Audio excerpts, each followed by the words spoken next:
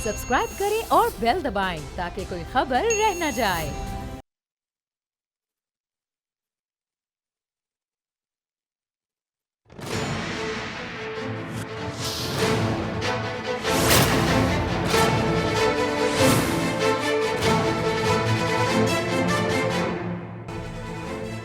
अस्सलाम वालेकुम, मैं हूं नूरुल आरफीन सिद्दीकी और आप देख रहे हैं मेरी जंग। खैबर पख्तूनख्वा बार काउंसिल के हवाले से खबर मेरे पास मौजूद है। अगर तो खबर सही है तो ISPR से मेजर जनरल आसिफ गफूर साहब से, आर्मी चीफ, DG ISI और कोई और हो तो वो भी, हुजूर थोड़ा सा टाइम ज़रा इस खबर के लिए निकाल लीजिए। खैबर पख्तूनख्वा बार काउंसिल ने पाक फ़ौज के तर्जुमान के बयान को अदलिया की तौहीन और काबिल मजम्मत करार देते हुए कल सूबे भर में हड़ताल और अदालती कार्रवाई के बाइकॉट का ऐलान किया है। सर, मेरा ख्याल है आपकी ज़रूरत है यहाँ। आपकी सवाबदीद पे इस मामले को छोड़ते हुए आगे बढ़ते हैं। साल 9 पर तब्दीली सरकार का आवाम के लिए एक और तोहफ़ा, बल्कि तोहफ़ा ख़ास ही समझिए। गैस की घरेलू सार्फिन के लिए गैस की कीमतों में महज 214% इजाफा कर दिया गया है, जिसका इतलाक़ 1 जनवरी से होगा। उससे भी अच्छी खबर यह है कि ओगरा ने इस इजाफे की बाज़ाब्ता तौर पर मंजूरी भी दे दी है। लेकिन नसीहत वही है मेरे मोहतरम वज़ीर आज़म की, घबराना नहीं है, ब्रैकेट में, जब तक तुम्हारा दम ना निकल जाए। आज हमारे पास मौजूद हैं PTI की एक ऐसी हस्ती, एक ऐसी शख्सियत माशाअल्लाह, जो आपको इस ख़बर का एक ऐसा जवाज़, एक ऐसा बल्कि यूँ कहिए मनमोहना जवाज़ फ़राहम करेंगी, जो अल्लाह रब्बुल इज़्ज़त के पाक परवरदिगार आलम के हुक्म से इंशाअल्लाह ताला मेरे सर के तो 5 मील ऊपर से जाएगा। आपसे इल्तिमास है कि अगर आप समझ सकें तो मुझे भी समझाइएगा ख़त लिख के। वज़ीर आज़म पाकिस्तान को भारतीय मुसलमानों का दुख बेचैन किए दे रहा है। फरमाते हैं शहरियत बिल बड़े बहरान का सबब हो सकता है। हुजूर, वो बहरान जो आपके आने के बाद पै दर पै इस कौम को देखने के लिए मिल रहे हैं, कभी उस तरफ तवज्जो कर ली होती? दूसरे के दामन का दाग देखने से पहले कम से कम अगर गर्दन झुका के नीचे देखा होता तो शायद इधर उधर ना बात करने का मौका मिलता। आपके आने के बाद इस कौम ने बड़े सानिहात सहे हैं। हुजूर, ये कौम पहले ही शिकस्त खोरदा, ज़ख्म खोरदा है। ज़रा देख लेते, PIC में हमले का अभी ज़ख्म भी ताज़ा ही था कि आपने ऊपर से वो सुन फ्लाइट की पीठ थपथपा करके और हमें और तपा दिया। आपने कहा कि उस्मान बुज़दार की बेहतरीन इंतज़ाम से ज़्यादा नुकसान नहीं हुआ। हुजूर, ज़्यादा नुकसान होता कैसे है? 3 अफराद की ज़िंदगियाँ चली गई। आपको क्या 300 की तमन्ना थी? ताहिरुल क़ादरी बन गए आप भी? या 30 की, जो वो लाशें लेकर के घूमते रहते? उसको इंसाफ चाहिए था मॉडल टाउन के साने का, और अब कनाडा में बैठ करके आवाम का, बल्कि मुसलमानों का गम गलत कर रहा है। आप भी मेरा ख्याल है उसी रविश पर चल पड़े हैं। आपको 3 इंसानी जानों का जो है वो दुखी कोई नहीं होता। कहाँ गए वो खुतबात हज़रत उमर फ़ारूक रज़ी अल्लाह ताला अन्हु के, हज़रत अबू बकर सिद्दीक़ रज़ी अल्लाह ताला अन्हु के, वो खिलाफत राशिदा के अच्छे अच्छे असबाग जो पढ़ करके आप रट्टू तोते की तरह पढ़ पढ़ पढ़ पढ़ सुना दिया करते थे कंटेनर पर खड़े होकर? भूल गए? इतनी जल्दी याददाश्त चली गई? अभी तो 1.5 साल हुआ है और 5 साल होंगे, इस बात की गारंटी अल्हम्दुलिल्लाह नहीं है।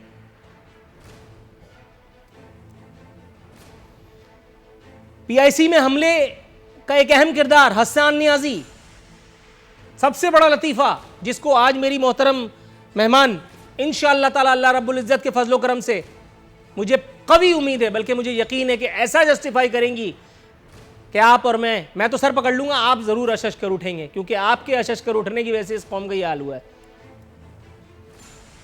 हसन नियाजी पुलिस और कानून नाफिज करने वाले इदारों को नहीं मिल रहा।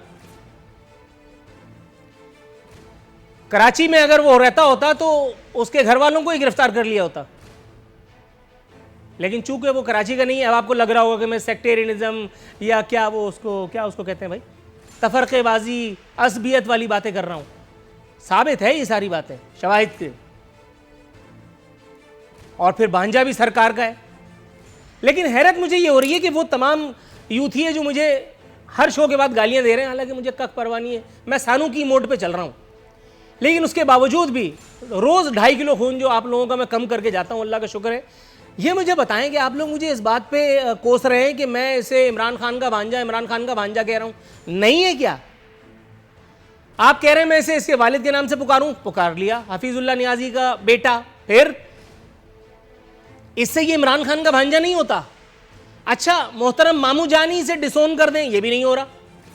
ट्वीट के जरिए गवर्नमेंट चल रही है ना, ट्वीट कर दें, वो भी नहीं हो रहा।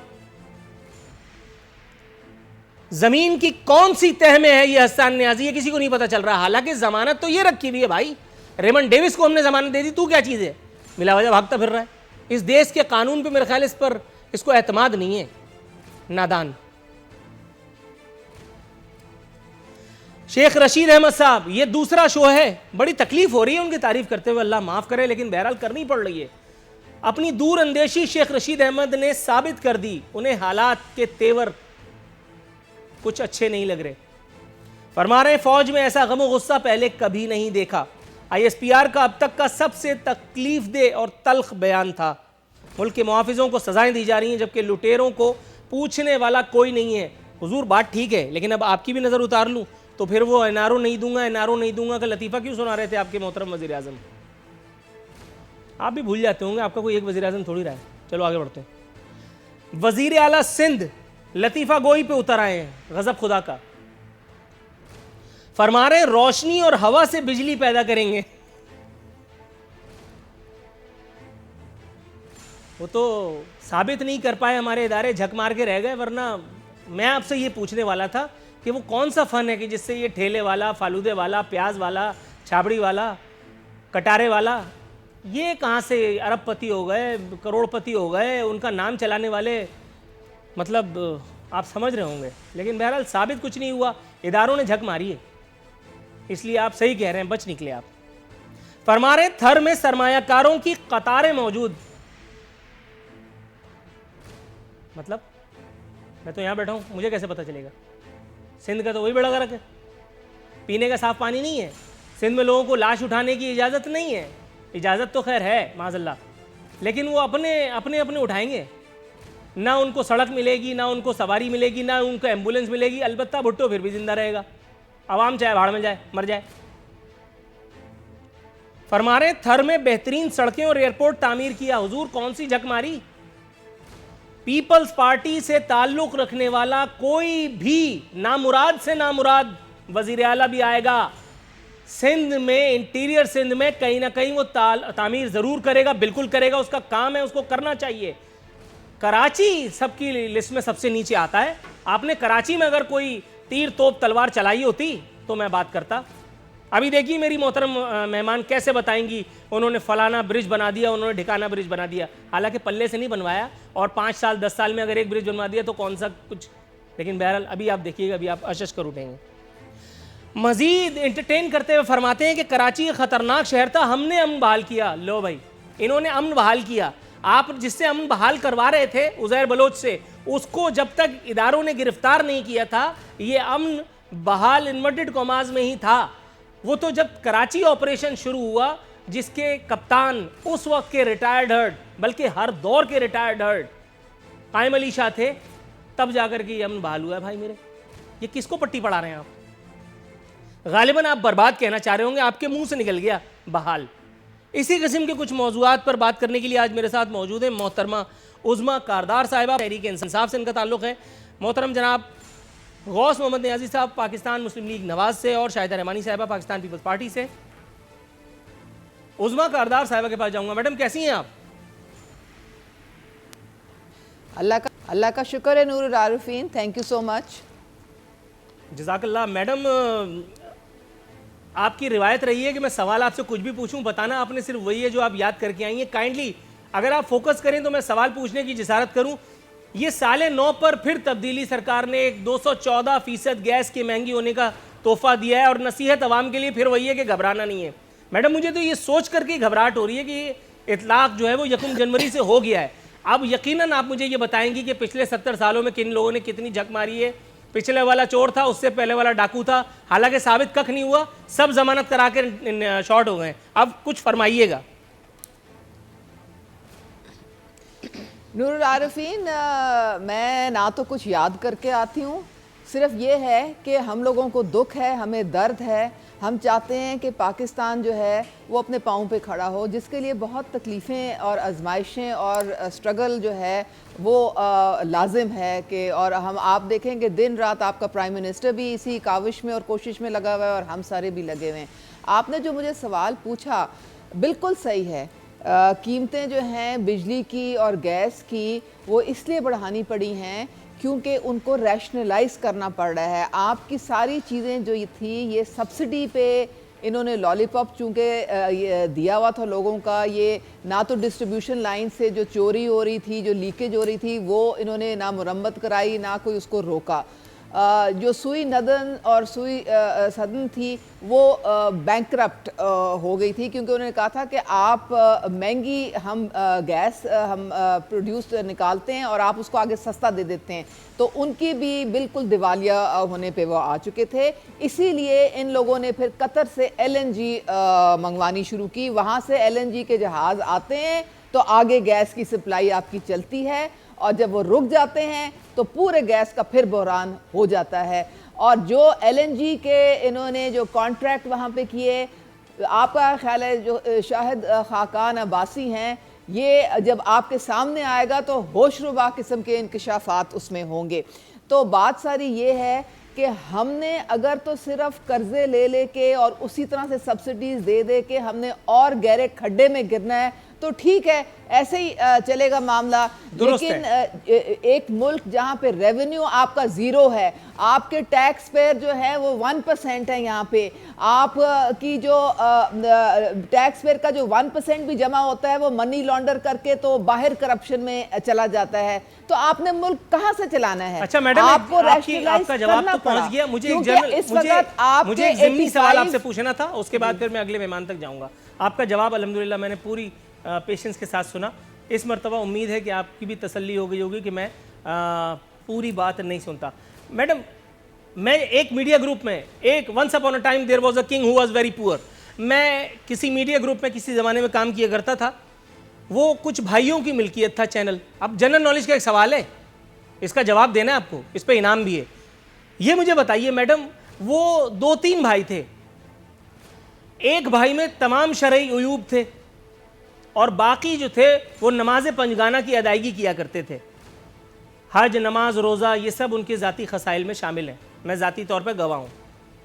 उसके बावजूद मुलाजमीन की तनख्वाह 2-2 महीने 3-3 महीने देते हुए मौत आती थी। एक रोज़ वो जो शरई उयूब वाले मौसूफ थे उनको गुस्सा आया और उन्होंने खड़े खड़े डायरेक्टर फाइनेंस को हुक्म दिया कि अगर आज शाम तक तमाम तनख्वाहें क्लियर नहीं की तो तुम्हें फायर कर दूंगा। और अगले 2-3 दिन के अंदर अंदर तमाम लोगों की तनख्वाहें क्लियर हो गई। मैं आपसे जनरल नॉलेज के लिए पूछ रहा हूँ, वो ज़ाती इबादत, वो हज, वो उम्रे, वो हमारे किस काम के? वो जो शरई उयूब वाला बंदा था उसने सब लोगों का भला कर दिया। इसी तरह से वो जो पिछले चोर या डाकू थे, अगर उनके दौर में अवाम को ज़रा बराबर भी रिलीफ था तो बेहतर था ना। चजायका के ये हुज्जाज के काफिले ने हमें लूट लिया, ये तो अजीब सी बात है। बहरहाल आपने कहा है तो यकीनन कुछ सोच समझ के कहा होगा। थोड़ा सा तवक्कुफ की इस्तदा है, मैं आता हूँ आपके पास। मैं जाऊँगा डायरेक्ट मुस्लिम लीग नवाज़ के पास। हुजूर वाला गौस मोहम्मद नियाजी साहब, आपने मौजूदा हुकूमत पर बोहतान तराजी करते हुए एक वाइट पेपर जारी करने की जिसारत फरमाई है। हुजूर, इसका सबब क्या था? मौजूदा हुकूमत देखें आप कितने अच्छे अच्छे काम कर रही है। आप लोग जितने काम बिगाड़ करके गए उन्हें इन्वर्टेड कॉमाज में कितना अच्छा करके वो पेश कर रहे हैं। गैस की कीमतें 214% बढ़ा दी, पेट्रोल जो है वो रुक नहीं रहा, डॉलर अल्लाह मारा थोड़े दिनों के लिए रुका है, अल्लाह ने चाहा तो इंशाल्लाह फिर अफाका होगा, फिर आसमान की बुलंदियों को छुएगा वो। आप फरमा रहे हैं हुकूमत हर मुहाज पर नाकाम, बेरोजगारी फैल चुकी, अद्वियात अवाम की पहुंच से बाहर। हुजूर, अद्वियात पे तो लिखा भी होता है बच्चों की या जिन्नो इंस की पहुंच से दूर रखें। आपने नहीं सुना वो इश्तिहार? बिस्मिल्लाहिर्रहमानिर्रहीम।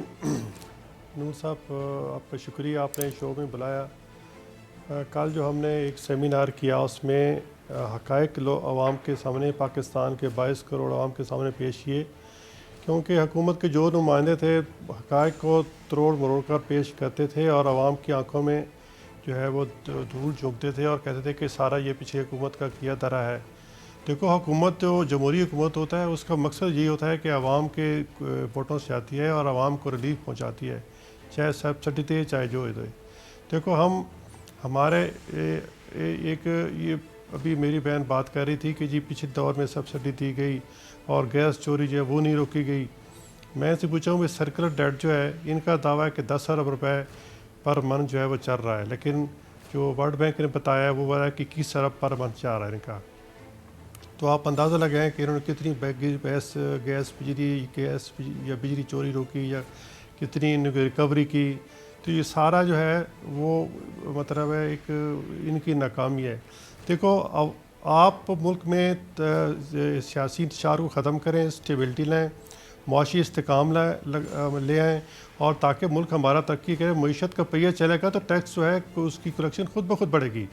अब मुआशी पहिया चल नहीं रहा, जिनकी उधर से नैब का ये तो प्रेशर देते हैं, नैब ने की वजह से तमाम सरमायादार जो बिजनेसमैन है सारे वो घरों में घुस गया, जो बाहर का था वो वैसे भाग गया। अब मुआशी पहिया अब मीशत चल नहीं रही तो ये बेचारे अवाम का खून पसीने जो है वो निचोड़ रहे हैं और मेरे ख्याल अवाम में कुछ रह तो नहीं गया।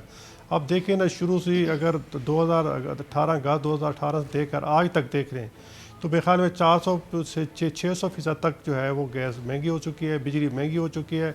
हर 2 महीने बाद एक नया बजट देते हैं। तो इस अवाम बेचारे कहाँ जाएंगे? अवाम फिर वही हो जाएगा जिस तरह डोनेशन में होते हैं, अवाम सड़कों पे आ जाएंगे और लूट मार शुरू हो जाएगी, किसी को स्टोर में घुस जाएगा, वहाँ लूट मार कर लेगा। अवाम तो अब डेस्परेट हो गए हैं। देखो पहले हम अवाम के, मैं एक छोटी मिसाल दूँ कि पहले हमें जलसा करना होता था, लोगों को मिन्नतें कर दी कि भाई हमारा जलसा है। आज हम जलसा करते हैं तो 10 बंदों को बुलाते हैं तो 1000 बंदा खुद इकट्ठा हो जाता है, अवाम इकट्ठी हो जाती है, क्योंकि वो चाहते हैं कि कोई बंदा लीड करे, क्योंकि महंगाई में अवाम पिसता है। दुरुस्त है। तो मैडम शाहिदा रहमानी के पास जाना चाहूँगा। मैडम जो है मुआशी पहिया जब तक नहीं चलेगा हमारा मुल्क का के ये टैक्स कलेक्शन नहीं पड़ेगी। थोड़ा सा तवक्कुफ कीजिएगा, अभी इसको चलाते हैं। मैडम शाहिदा रहमानी हमारे साथ मौजूद हैं। Madam thank you for your patient listening. ये मुझे बताइएगा मैडम कि हमारी जो तब्दीली सरकार थी, रोज़े अव्वल से उसने कान पका दिए चोर, डाकू, लुटेरे, करप्ट टोला और पता नहीं क्या क्या कह के। अल्लाह का बड़ा शुक्र है कि आज जब मैं आपसे बात कर रहा हूँ तो मुझे ये बताते हुए बड़ा फ़ख्र इंबिसात एक हद तक महसूस हो रहा है कि आसिफ अली जरदारी, फरियाल तालपुर, आगा सिराज दुर्रानी, गर्ज ये कि वो तमाम लोग, खुर्शीद शाह के जिनको ये चोर डाकू कहते थे, वो ज़मानत पा करके और साथ खैर आफियत के अपने अपने घरों में आराम के साथ चाय कॉफ़ी पी रहे हैं। मैडम ये तो फिर उल्टी आते ही गले पड़ गई, लेकिन हुकूमत की सफ़ों में किसी किस्म की शर्मिंदगी आपको कहीं नज़र आ रही है?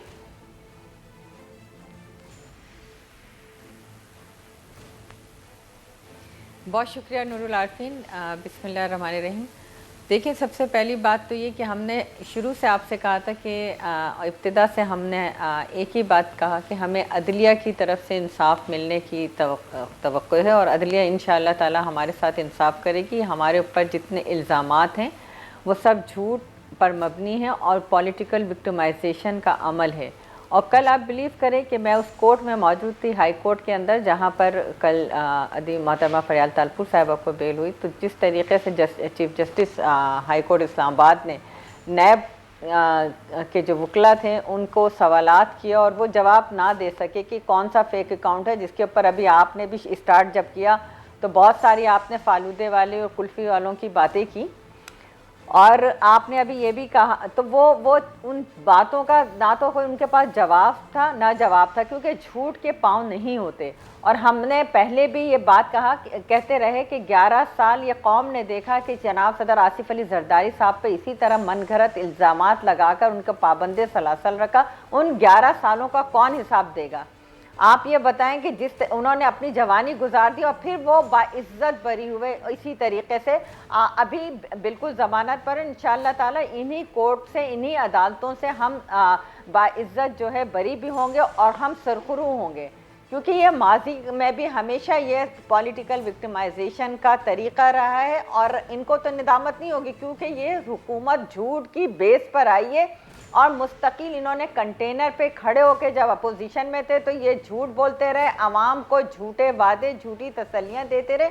और आपको याद होगा कि इस वक्त जो इनके वादे थे, आज गैस 221% जो है वो महंगी कर दी गई और इससे पहले भी 200 से ज़ायद जो है फीसद महंगी की गई। आज आपको पता है कि रोटी की जो इनकी जो अपनी एसोसिएशन उन्होंने अनाउंस किया कि 15 से 20 रुपए पे एक नान हो जाएगी, रोटी हो जाएगी। आप सोचिए कि गरीब आदमी से रोटी तक का हक छीन लिया गया। ये कहते थे गैस बिजली महंगी होती है तो हुक्मरान चोर होते हैं। ये कहते थे महंगाई करके हुकूमत नहीं की जाती, हुकूमत करने के लिए फन होना चाहिए, तरीके होने चाहिए। ये कहते थे IMF में जाने से पहले खुदकशी कर लेंगे। ये कहते थे कि जी हम कशकोल लेके नहीं जाएंगे। तो इन्होंने तो बहुत सारी बातें कही थी, हर बात पर इनका यू टर्न होता रह गया। इन्होंने करोड़ नौकरियां, 50 लाख घर और ना जाने कौम को कौन कौन से झूठे वादे दिलाए थे। जी तब्दीली आ रही, किसको इंसाफ मिल गया? तहरीक इंसाफ पे वजूद में आने वाली BRT मंसूबे को रुकवाने के लिए ये कोर्टों में पहुंच रहे हैं।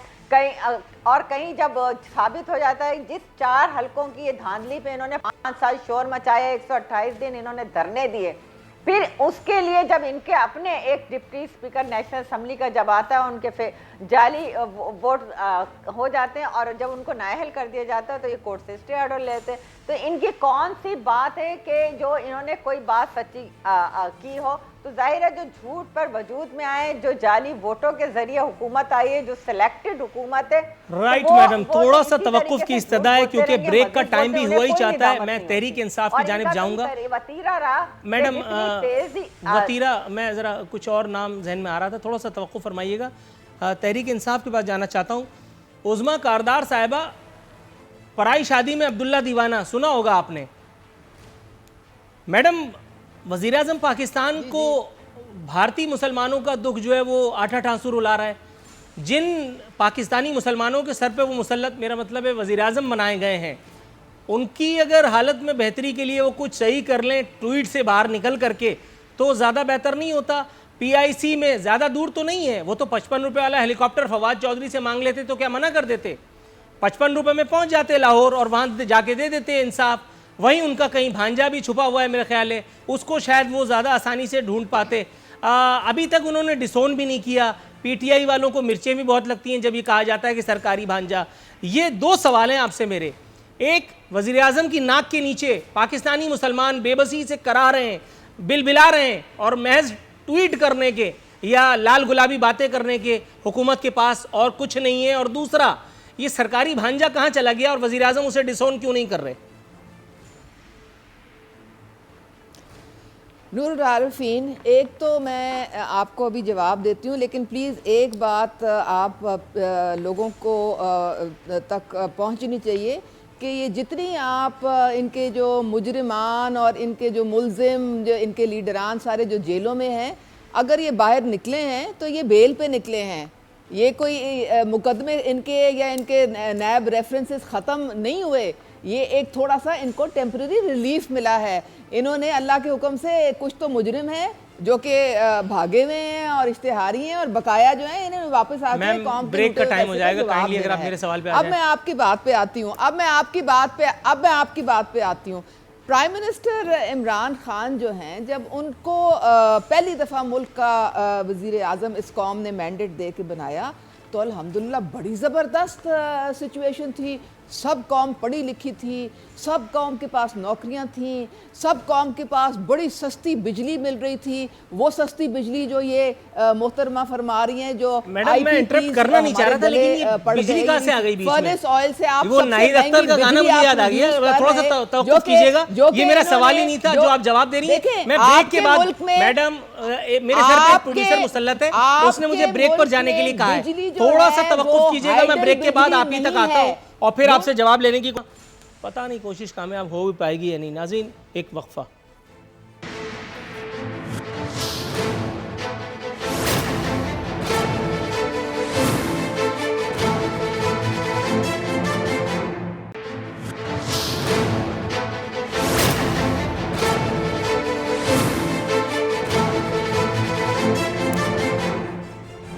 वेलकम बैक नाजरीन। बदस्तूर हमारे मेहमान हमारे साथ मौजूद हैं। उज़मा कारदार साहिबा, वक्त की कमी है मैडम, स्ट्रेट अवे अगर आप मुझे मेरा जवाब इनायत करें तो मैं अगले मेहमान की तरफ जाऊं। मैडम, इमरान अहमद खान साहब, हमारे वज़ीर आज़म साहब, जो भारतीय मुसलमानों के गम में अपना वज़न कम कर रहे हैं, बेहतर ना होता कि वो PIC हमले पर तवज्जो देते?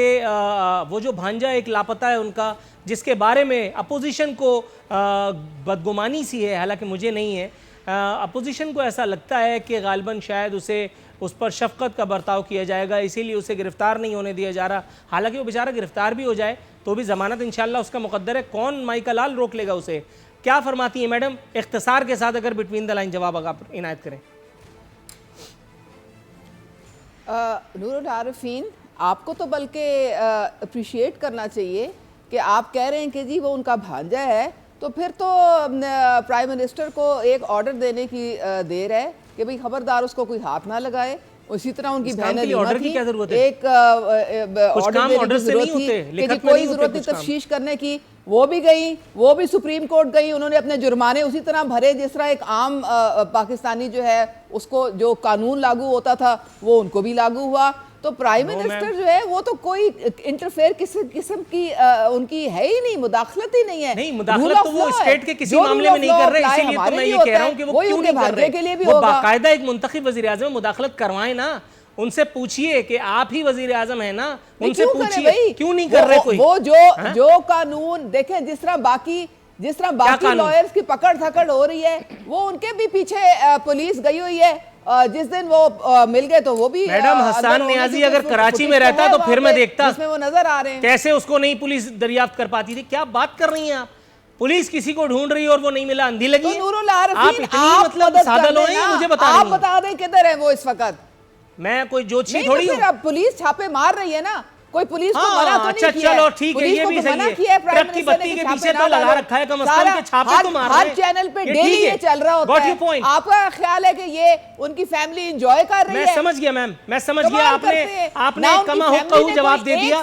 जो मैं समझना चाह रहा था आपने मुझे बता दिया कि कम से कम छापे तो पड़ रहे हैं। थोड़ा सा तवक्कुफ फरमाइएगा, मैं आता हूँ आपकी तरफ। शाहिदा रहमानी साहिबा, वक्त की कमी है मैडम, आपकी तरफ चैनल दिखा रहा है मैडम, थोड़ा सा हर चैनल दिखा रहा है मैडम, जरा थोड़ा सा है। आपको पता है कैमरे की आंख से तो कोई चीज छुपी नहीं रहती है। तो आप गिला किस चीज का कर रहे हैं? मैं भी कैमरे पे बैठा हूँ, जरा थोड़ा सा तवक्कुफ कीजिए। मुझे दूसरे मेहमानों से बात करने दीजिए, वरना मैं अगर आप तक ही महदूद रहा तो बात फिर बहुत बढ़ जाएगी। थोड़ा सा तवक्कुफ कीजिए। आप कह देंगे पुलिस आपकी इनएफिशिएंट है, पुलिस की कैपेसिटी 2 लाख फीसद, ताकि वो 2 लाख फीसद ऐसा ही है। आपकी पंजाब गवर्नमेंट, आपका पंजाब नाम नेहाद वजीर आला, कठपुतली वजीर आला 2 लाख फीसद इनऑफिशिएंट है, इनकॉम्पिटेंट है। आपने सुन लिया मैडम, थोड़ा सा तवक्कुफ कीजिए, थोड़ा सा तवक्कुफ कीजिए मैडम, थोड़ा सा तवक्कुफ कीजिए मैडम, थोड़ा सा तवक्कुफ कीजिए। हो रहा है, चलिए मैं आपको ऑनियर चैलेंज करता हूँ। उस्मान द ग्रेट बुज़दार, जिस पर इमरान खान को वक्त के वजीर आजम को इतना घमंड है, उस्मान बुज़दार को मेरे साथ डीएसएलवी पे लाइनअप कराइए। मैं देखता हूँ उस्मान बुज़दार कैसे बच के निकल जाते हैं। मैडम एक मिनट, मेरे सवाल का जवाब सुनिए। उस्मान बुज़दार बड़े कॉम्पिटेंट है ना, ऑक्सफोर्ड यूनिवर्सिटी की डिग्री लेके आए। सुनिए मेरी बात, उस्मान बुज़दार को लेके आइए मेरे सामने, फिर मैं देखता हूँ 3 सवालात में अगर मैंने बाहर न कर दिया तो मैं ये शोभा छोड़ जाऊंगा। किस उस्मान बुज़दार की कॉम्पिटेंस की बात कर रही हैं आप? सलाम साहब कह करके जो बंदा सुबह शाम करता है वो कॉम्पिटेंस है? सलाम साहब कहना उसकी कॉम्पिटेंस है? ये है। मैं वो सलाम साहब करके यहां तक नहीं पहुंचा मैडम। आप मुझे बताएं, उस्मान बुज़दार मेरे एक सवाल की मार नहीं है। आप थोड़ा सा तवक्कुफ कीजिए। आपका जो शाहिदा रहमानी साहबा मैडम, थोड़ा सा पानी पी लूं फिर मैं आता हूं। शाहिदा रहमानी साहबा मैडम, ये बताइएगा, वज़ीर आला सिंध फरमाते हैं कि रोशनी और हवा से बिजली पैदा करूंगा। बताइए जो करने का काम है वो हो नहीं रहा। कह रहे हैं थर में बेहतरीन सड़कें और एयरपोर्ट तामीर किया। मैडम कराची उड़ चुका, जहां उनका वज़ीर आला हाउस मौजूद है ना, अगर वो बाहर निकलें कभी इधर उधर रियाया पे हम जैसे लोगों पे नजर डालें तो उनको बताइएगा जिस बात पर वो इतना फख्र से खुशी से फूले नहीं समाते। कितने ही हम जैसे लोगों के अरमानों का खून करके रोजाना उनकी गाड़ी आती जाती है। कराची उनकी नाक के नीचे जहां वो बैठे वो उधड़ चुका। कराची वाले रो रहे हैं। एक बस, एक पब्लिक ट्रांसपोर्ट फैसिलिटी आप नहीं दे सके। सेहत की जब बात की जाती है तो आप ले आकर के कार्डियो में डाल देते हैं। किडनी के पेन में कार्डियो में क्या करेगा वो, अल्लाह मारा। मुझे ये बताइए, ट्रांसपोर्ट फैसिलिटी आप नहीं दे पा रहे, सड़कें आप तामीर नहीं कर पा रहे। 5-10 साल में अगर आपने 2 फ्लाईओवर बना दिए या अंडरपासेस बना दिए तो उसको लेकर के और कैश कराने हर जगह चले जाते हैं। मैडम ये किस किस्म की गवर्नेंस है, जरा मुझे बताइए तो।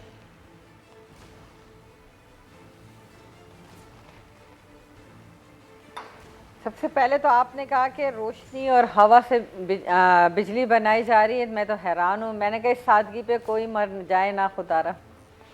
आपको पता है कि रोशनी से सोलर सिस्टम से भी बिजली पैदा की जा रही है और एक काफ़ी बड़े बड़े प्रोजेक्ट जो है विंड यानी हवा के ज़रिए जो है विंड मिल लगाई जाती है और उससे भी बिजली पैदा की जा रही है। ये तो रहा वो आपका हवा और रोशनी और हवा से बिजली बनाने का।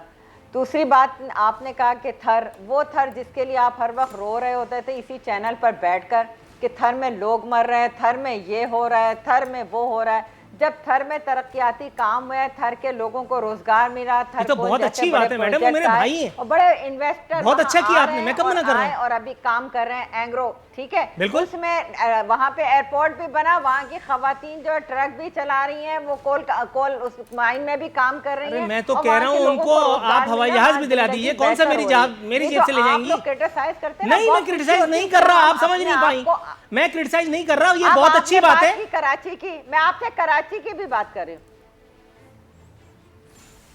प्लीज प्लीज मैं आपके कराची की बात कर रही हूँ। आपको कराची बड़े खंडरात नजर आ रहा है, आपको उस वक्त नजर नहीं आता था जब एमक्यूएम का दौर था। यही हाँ, अच्छा फिर मेरे चिल्लाने का वक्त हो गया। मैडम थोड़ा सा तवक्कुफ कीजिएगा, एक मिनट मैडम, एक मिनट मैडम, एक मिनट मैडम, नो, नहीं नहीं नहीं नहीं नहीं मैडम, नहीं मैडम, पहले एक मिनट मेरी बात सुन लीजिए मैडम, मेरी बात सुन लीजिए मैडम, मेरी बात सुन लीजिए। मैं आपको एक बात की तस्दीक करता चलूं, फिर उसके बाद आप अपना स्टेटमेंट कंप्लीट कीजिएगा। ये एमक्यूएम से डरने का ताना आप मुझे तो दीजिए मत, इसलिए कि मैं वो आदमी हूं कि जो बसों में सफर करता था और एमक्यूएम के रहनुमाओं से मैं फुटबॉल खेलता था। लिटरली मेरे सामने अल्हम्दुलिल्लाह हैदर अब्बास रिजवी जैसा एक दफा के बाद प्रोग्राम में नहीं आया। बहुत सारे ऐसे नाम है जो मैं अगर लूंगा तो वो अपने मुंह छुपाते फिरेंगे। एमक्यूएम क्या, पीटीआई के बड़े बड़े जगादरी मेरे सामने नहीं आ रहे। दूसरी बात आपकी मैडम, मैं इस्लामाबाद में बैठा हुआ कोई बाबू एंकर नहीं हूं, मैं ग्रास रूट से उठा हूं, मैं किसी की खुशामद करके ऊपर तक नहीं आया। अगर आपको जोम है तो वजीर आला को लाइन अप कराइए, 5 मिनट में मैं उनको भी दे दूंगा आपके हाथ में। बोलिए, चैलेंज कबूल है 10 रुपए की शर्त के साथ। देखिए हमारे वजीर आला काम पर यकीन करते हैं, काम कर रहे हैं। कराची की उन्होंने, आप अगर ऑनेस्टी के साथ बात करें तो कराची के हालात पहले से बहुत बेहतर हैं। सड़कों का जाल बिछ गया, अंडर बाईपासेस, ब्रिजेस, सब कुछ बन रहा है और कराची को हम इंशाल्लाह ताला बनाएंगे। अच्छा, ट्रांसपोर्ट कराची में क्यों नहीं है? चले, कराची में आप लोग सब कुछ कर रहे हैं, कराची में ट्रांसपोर्ट क्यों नहीं है? कराची की सड़कों पर देखे, कराची का सबसे बड़ा मसला जो था वजीर आला है, ग्रीन लाइन प्रोजेक्ट पीएमएलएन की गवर्नमेंट लाई वो नहीं कर सकी। पीटीआई नहीं, पीएमएलएन की तरफ ना मोड़े, पीएमएलएन की तरफ ना मोड़े मैडम। कराची का सबसे बड़ा मसला वजीर आला या फिर शायद भुट्टो वाले ही हैं। जो उनको orange line, green line buses शुरू करनी थी, वो लाइनें इन्होंने ना तो शुरू की ना ही फंड दिया। जो हमारा राइट बनता है मैडम, हर वक्त फंड मतलब क्या, हर चीज पे फंड चाहिए आप लोगों को यार, मतलब मजे लगे। सुनिए मेरी बात, मतलब वजीर आला हाउस के पास कुछ नहीं है, वजीर आला के पास कुछ भी नहीं है मैडम। आपको हर बात पे पैसे चाहिए होते हैं। ये बात सुनिए, कराची में वजीर आला को बैठ करके सुनिए, यहाँ कराची में सड़कें बनाने के लिए यार अब आप लोग बात ही नहीं सुनते। साहब या सिंध गवर्नमेंट कर रही है कराची के लिए, वो हमें माजी में उसकी मिसाल नहीं मिलती कि जो सिंध गवर्नमेंट ने कराची की खिदमत की, और हम करेंगे, करते रहेंगे। हमें कोई कितना भी क्रिटिसाइज करे, हम मैं एक बात आपको ऑनियर कह रहा हूँ, ये कराची वाले भी मेरी तरह हैं। अगर ये किसी वक्त खिदमत करने के लिए उठ गए ना तो फिर इनको कोई नहीं रोकता, सिंध के जो हॉस्पिटल फिर कोई भुट्टो नहीं आता बचाने के लिए। थोड़ा सा तवक्कुफ कीजिएगा मैडम, मैं आप तक आता हूँ। गौस मोहम्मद नियाजी साहब, खिदमत हमारा शार है, फेफड़ों की जितनी एक्सरसाइज आज करते रहेंगे। गौस मोहम्मद नियाजी साहब, हुजूर मैं जोर से चीख के थक गया हूँ। फेफड़ों की जितनी एक्सरसाइज इन दोनों खवातीन ने आज मेरी करा दी है, अल्लाह पूछेगा। सर अब आप खुद ही ये मुझे बता दीजिए कि कौन सा ऐसा सवाल आपसे पूछूं जिसका जवाब आप कम से कम 2 मिनट तक दें। आपको जिसने कराया 2 मिनट तक बोलिए सर, कुछ कहिए ताकि मैं सांस लूं। नूर साहब कहीं मुझे भूल गए, मैं चूँकि दूर बैठा हूँ इस्लामाबाद, तो मुझे लिफ्ट नहीं करा रहे, लेकिन शुक्र है आपने मुझे जो है वो मौका दे दिया।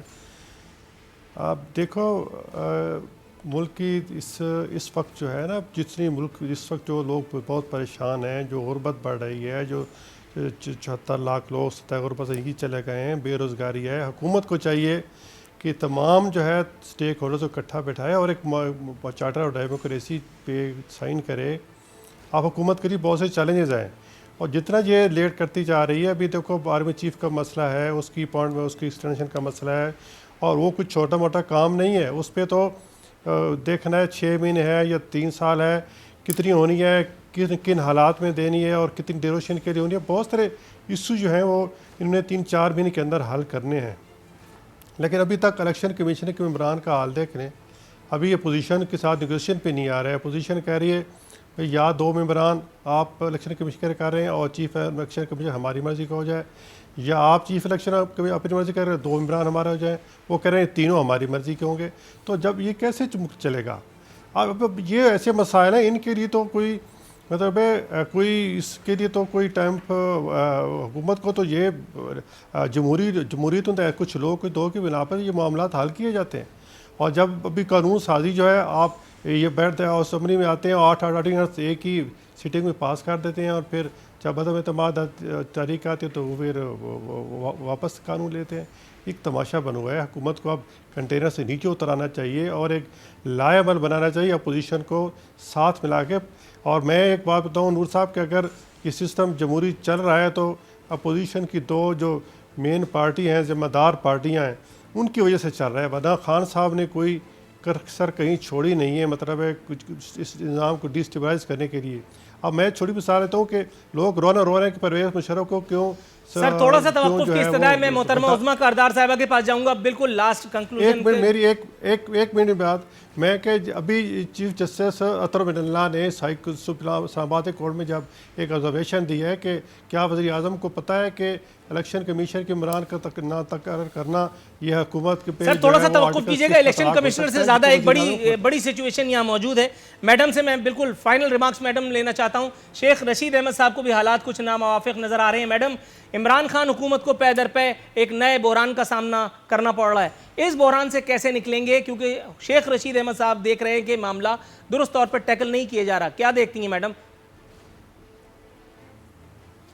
देखिए, हम अपने इदारों को मजबूत रखने में बिलीव करते हैं और हमारे सब इदारे मुहतरम और मुकर्रम हैं, और हम चाहेंगे कि एक अफ़हाम व तफ़हीम से हर मामला जो है तय जो है। पाकिस्तान इस वक्त अफोर्ड नहीं कर सकता, किसी किस्म का भी किसी भी इदारे में टकराव अफोर्ड नहीं कर सकता है, और उसके लिए हमारी पूरी काविश होगी कि हम इन चीज़ों को एक अच्छे तरीके से, हम सहल तरीके से इसको मैनेज करें। ये जो आपको चीखों पुकार इर्द गिर्द से सुनाई दे रही है ना, ये नूरुल आरिफीन, इसकी एक ही वजह है, इनको पता है कि हुकूमत कामयाब होने चली है। आपके सारे इंडिकेटर्स जो हैं इकोनॉमी के अब पॉजिटिव होने चले हैं। आपने मूडीज ने भी कह दिया कि नेगेटिव से आप स्टेबल में आ गए हैं। आपके एडीपी बैंक जो है उसने आपकी जो बजटरी एलोकेशन 2017 में बंद कर दी थी, क्योंकि उसने कहा था कि आपके फाइनेंशियल हालात बहुत मखदूश है। उन्होंने दोबारा $1.5 अरब आपको उस काम के लिए दिया है। आपकी IMF रिपोर्ट देखें, वो कहते हैं कि आपके अगले 5 साल में जो सबसे ज्यादा फास्टेस्ट ग्रोइंग इकोनॉमीज हैं आपका गर्दिशी कर्जा जो है वो 18 अरब से 38 अरब पे आ गया है। तो ये सारी बात मशकूर हूँ। यहाँ हमें शो को वाइंड अप करना पड़ेगा। कल इंशाअल्लाह ताला बशर्ते ज़िंदगी एक मरतबा फिर हाजिर खिदमत होंगे। फ़ी अमान अल्लाह।